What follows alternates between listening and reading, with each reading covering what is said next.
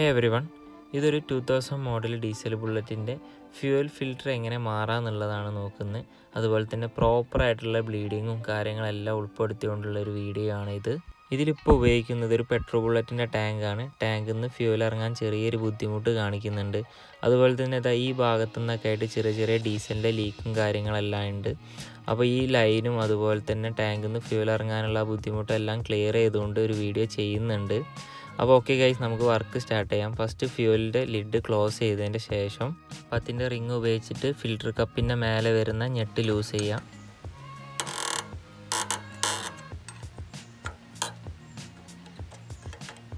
Lock ഞെട്ട് release ചെയ്യുന്ന സമയത്ത് just അടിയിലൊന്ന് കൈ വയ്ക്കുന്നത് നല്ലതാണ്. ഇതിനകത്തൊരു സ്പ്രിങ് ഉണ്ടാവും, അപ്പോൾ ജസ്റ്റ് താഴേക്ക് അതിങ്ങനെ പ്രഷർ ചെയ്തുകൊണ്ടിരിക്കും.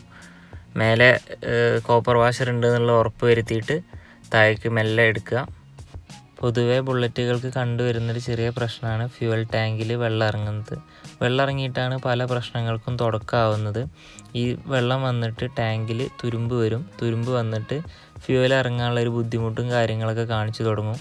അങ്ങനെയാണ് പല പ്രശ്നങ്ങൾക്കും തുടക്കമാവുന്നത്. ഇപ്പോൾ ഈ ഫിൽറ്ററിൽ തന്നെ ചെറിയൊരു വെള്ളത്തിൻ്റെ ഈ തുരുമ്പും കൂടെ വന്നുകൊണ്ടാണ് ഈ ഫിൽറ്റർ പെട്ടെന്ന് മോശമാവാനും ബാക്കി എല്ലാ പ്രശ്നത്തിൻ്റെയും കാരണം തുടങ്ങുന്നത്.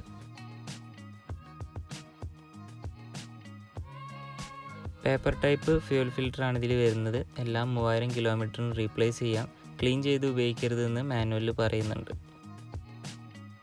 ഇത് ഫിൽറ്റർ കവറിൻ്റെ ഗ്യാസ് കിറ്റാണ്.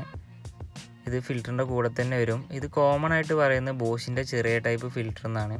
ഇതിന് 45 രൂപയാണ് വരുന്നത്. കമ്പനിക്ക് അനുസരിച്ച് ചെറിയ വേരിയൻസ് ഒക്കെ വരാറുണ്ട്.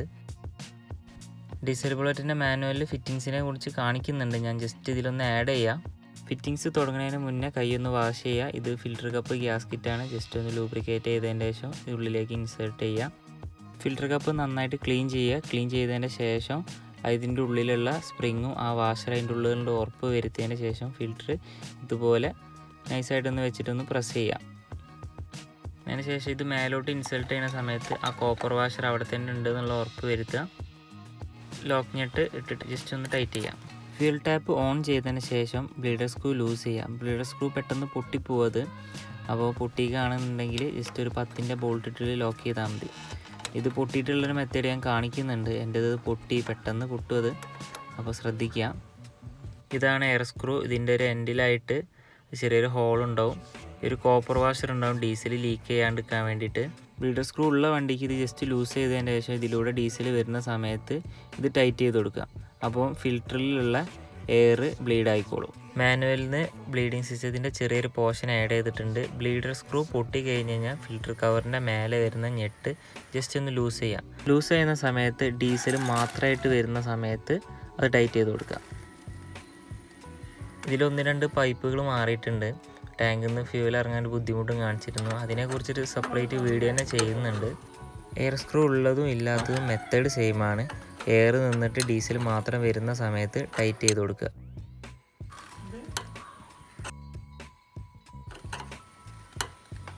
പെട്രോൾ ബുള്ളറ്റിൻ്റെ ടാങ്ക് കയറ്റിയതുകൊണ്ടാണ് ഇതിൻ്റെ റിട്ടേൺ ലൈനൊക്കെ ഈ ഭാഗത്ത് വന്നത്. അല്ലെങ്കിൽ പെട്രോൾ ടാങ്കിൻ്റെ അടിഭാഗത്ത് വലത്തെ സൈഡിൽ ഒരു ചെറിയൊരു പോർട്ട് ഉണ്ടാവും ഈ റിട്ടേൺ ലൈൻ കണക്ട് ചെയ്യാനുള്ള. അവിടെ നിന്ന് അത് ഊരിയിട്ട് ജസ്റ്റ് ഇത് ഇങ്ങനെ പിടിച്ചിട്ട് കുറേ നേരം വെയിറ്റ് ചെയ്ത് കഴിഞ്ഞാൽ എയർ ഇല്ലാത്ത രീതിയിൽ ഡീസൽ ഇങ്ങനെ ഒരേ ഫ്ലോയിൽ വരികയാണെങ്കിൽ എയർ ഇല്ല എന്നുള്ളത് നമുക്ക് കൺഫേം ചെയ്യാം. ഈ രീതിയിലാണ് മാനുവലിൽ ബ്ലീഡ് ചെയ്യാൻ പറയുന്നത്. പക്ഷേ ഇത് ഒരുപാട് സമയമെടുക്കും. അപ്പോൾ നമുക്കൊരു വേറൊരു ടൈപ്പ് മെത്തേഡ് ഉണ്ട്. നമുക്ക് അതൊന്ന് ചെയ്ത് നോക്കാം. റിട്ടേൺ ലൈനിൻ്റെ ഒരു എൻഡിൽ ചെറിയൊരു ഹോസ് കണക്ട് ചെയ്യാം. ഒരു എൻഡിൽ സിറിഞ്ച് കണക്ട് ചെയ്യാം. എന്നിട്ട് സിറിഞ്ച് വെച്ചിട്ട് സക്ക് ചെയ്യാം.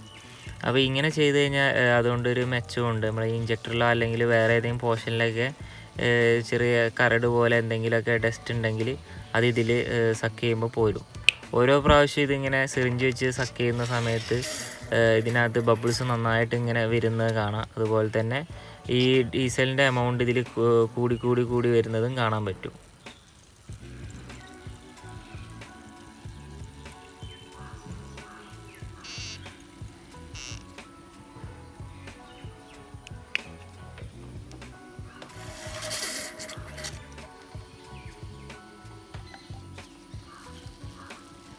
ഡീസൽ ബുള്ളറ്റിൻ്റെ മാനുവലിൽ പറയുന്നുണ്ട് സെൽഫ് ബ്ലീഡിങ് ഉണ്ട് എന്നുള്ളത്. പക്ഷേ ഡീസലിൻ്റെ ഏതെങ്കിലും ലൈൻ ഊരുക അല്ലെങ്കിൽ ഫിൽറ്റർ മാറുന്ന സമയത്ത് ഏറ്റവും സേഫ് മാനുവലായിട്ട് നമ്മൾ ബ്ലീഡ് ചെയ്യുന്നത് തന്നെയാണ്.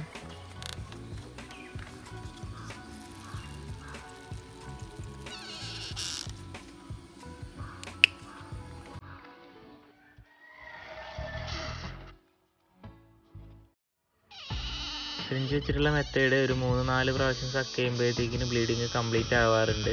ഇത് ചെയ്യുമ്പോൾ സാവധാനം സക്ക് ചെയ്യുന്നതാണ് ഏറ്റവും നല്ലത്. അതുപോലെ തന്നെ ഓരോ പ്രാവശ്യം സക്ക് ചെയ്യുമ്പോൾ എയറിൻ്റെ അളവ് കുറഞ്ഞു വരുന്നതും അതുപോലെ തന്നെ ഡീസലിൻ്റെ അളവ് കൂടി വരുന്നതും അതിൽ കാണാൻ പറ്റും.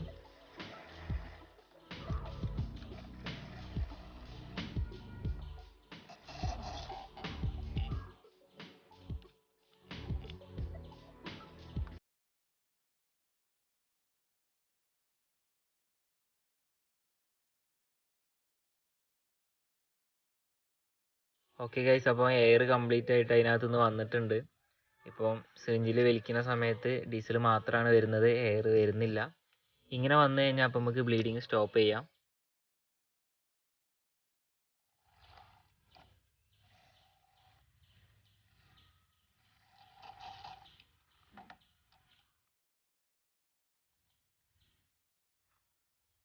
റിട്ടൺ ലൈൻ ഇങ്ങനെ താത്തി വെച്ച് കഴിഞ്ഞാൽ നൂല് പോലെ എയർ ഇല്ലാണ്ട് ഡീസൽ ഇങ്ങനെ ഒരുപോലെ വരണം. അങ്ങനെയാണെങ്കിൽ ബ്ലീഡിങ് ഓക്കെ ആണെന്നുള്ളതാണ് മനസ്സിലാക്കുക. മാനുവലിൽ പറയുന്ന മെത്തേഡ് റിട്ടൺ ലൈൻ ഊരിയിട്ട് ഇങ്ങനെ താത്തി പിടിച്ച് കഴിഞ്ഞാൽ കുറച്ച് കഴിയുമ്പോൾ അതിന് നൂല് പോലെ ഡീസൽ ഇങ്ങനെ വരുന്ന സമയത്ത് സ്റ്റോപ്പ് ചെയ്യാന്നുള്ള രീതിയിലാണ് മാനുവൽ പറയുന്നത്. ഇങ്ങനെ വന്നു കഴിഞ്ഞാൽ പിന്നെ റിട്ടൺ ലൈൻ കണക്ട് ചെയ്യാം.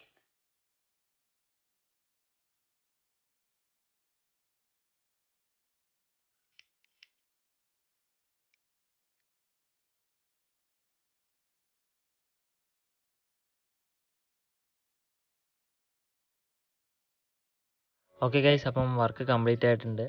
ഒരു ക്ലോത്ത് ഉപയോഗിച്ചിട്ട് എല്ലാ ഭാഗത്തും നന്നായിട്ട് തുടയ്ക്കുക. ഫിൽറ്ററിൻ്റെ കപ്പിൻ്റെ എൻഡ് ഭാഗത്തും അതുപോലെ തന്നെ ഈ ഹോസിൻ്റെ ഒക്കെ ജോയിൻറ്റ് വരുന്ന സ്ഥലത്ത് ഫിൽറ്ററിൻ്റെ മേലെ ഭാഗത്തൊക്കെ നന്നായിട്ട് തുടച്ചിട്ട് ലീക്ക് ഇല്ല എന്നുള്ളത് ഉറപ്പ് വരുത്തുക.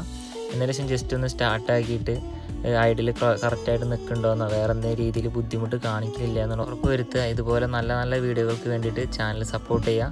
Thank you for watching.